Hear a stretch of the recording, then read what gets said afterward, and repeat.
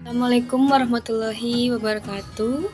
Kami dari kelompok 6 mata kuliah Manajemen Sumber Daya Manusia Strategik akan membahas hasil presentasi kami, yaitu tentang hubungan industrial dan konflik. Adapun anggota kelompok lainnya yaitu Alfian Dwiki Bahrudin, Dian Hodijah, Ida Ayu Putu Gita Aryani, dan saya sendiri Malasari, serta Siti Maisaro, kami dari kelas manajemen 19C. Perkenalkan, nama saya Dian Hodijah, NIM 19416261201400, kelas MSDM 19C. Di sini saya akan membahas hubungan industrial. Hubungan industrial adalah hubungan antara pengusaha dan pekerja dalam perusahaan, serta peran pemerintah sebagai yang menetapkan peraturan perundang-undangan ketenagakerjaan. Hubungan industrial sebenarnya merupakan kelanjutan dari istilah hubungan industrial Pancasila. Berdasarkan literatur, istilah hubungan industrial Pancasila merupakan terjemahan labor relation atau hubungan perburuhan.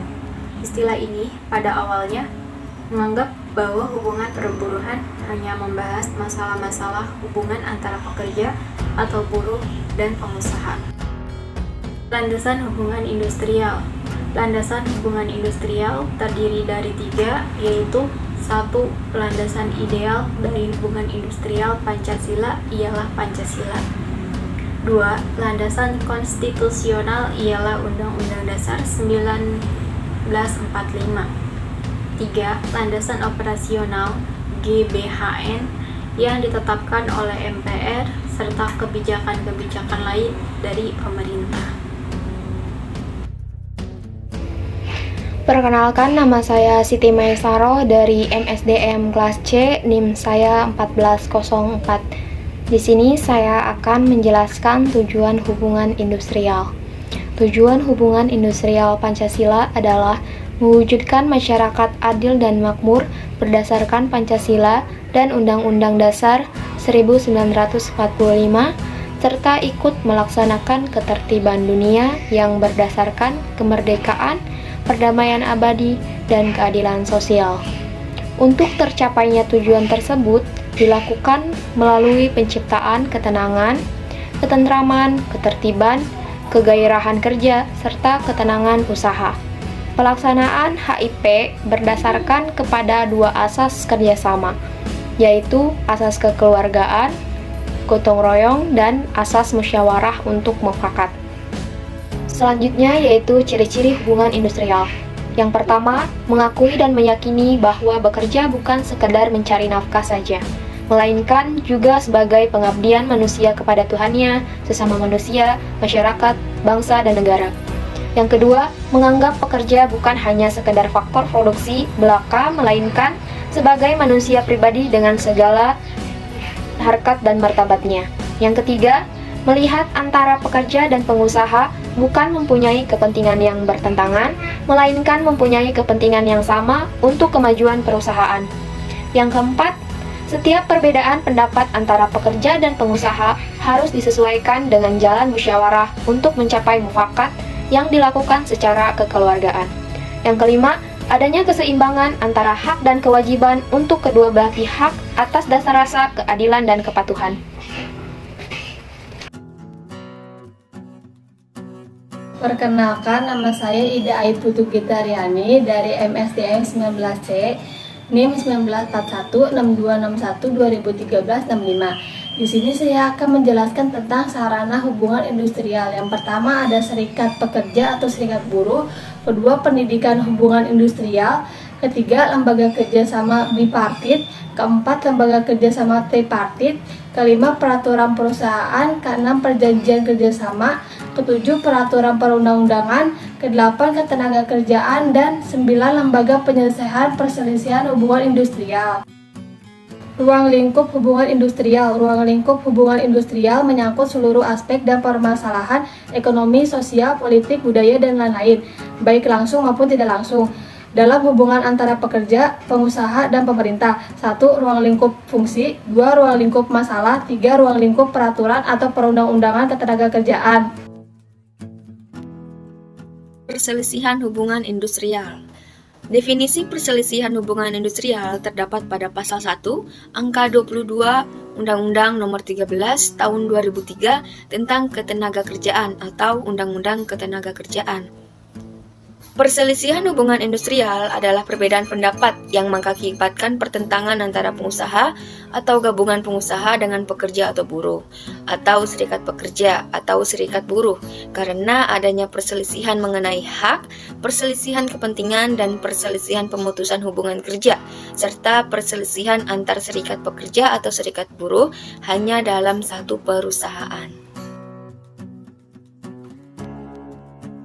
Selanjutnya, subjek perselisihan hubungan industrial.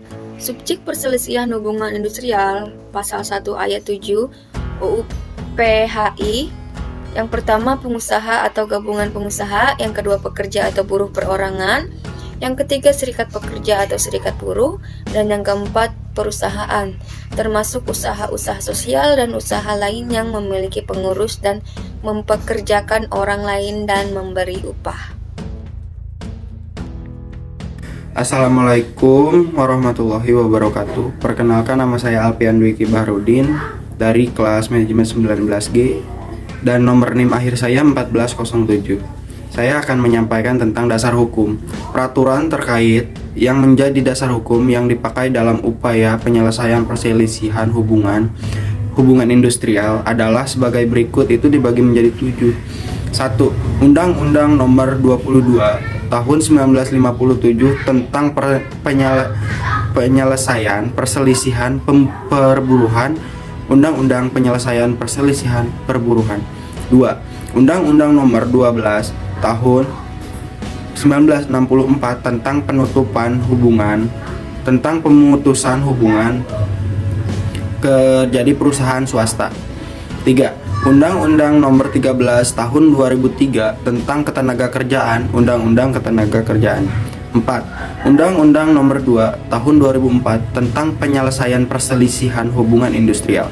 5. Kipmenker Nomor Kip 15A MZN 1994 tentang pertunjukan penyelesaian perselisihan hubungan industrial. 6. Peraturan perusahaan yang berlaku. Dan 7. Standar kode etik karyawan yang berlaku. Dan untuk kesimpulannya, hubungan industrial adalah suatu sistem atau jasa yang terdiri dari unsur-unsur pengusaha, unsur karyawan, dan pemerintah yang didasarkan atas nilai-nilai Pancasila dan Undang-Undang Dasar 1945 Negara Kesatuan Republik Indonesia, Pasal 1 Ayat 22 Undang-Undang Ketenagakerjaan. Perselisihan hubungan industrial adalah perbedaan pendapat yang mengakibatkan pertentangan antara pengusaha atau golongan pengusaha dengan pekerja, buruh, atau serikat gitu kan. Pekerja, serikat, buruh, karena adanya perselisihan, pemutusan hubungan kerjasama, perselisihan antara serikat pekerja, serikat buruh hanya dalam suatu perusahaan. Undang-Undang Nomor 2 Tahun 2004 tentang penyelesaian perselisihan hubungan industrial membagi perselisihan, pemutusan hubungan kerja, dan perselisihan antara serikat pekerja, serikat buruh hanya dalam satu perusahaan. Dan untuk sarannya yaitu adalah pemerintah harus lebih memperhatikan lagi spesifik permasalahan hubungan industrial yang terjadi di lapangan. Ada beberapa landasan dalam hubungan industrial harus diperhatikan oleh pengawas ketenagakerjaan dalam memaksakan tugas dan tanggung jawabnya.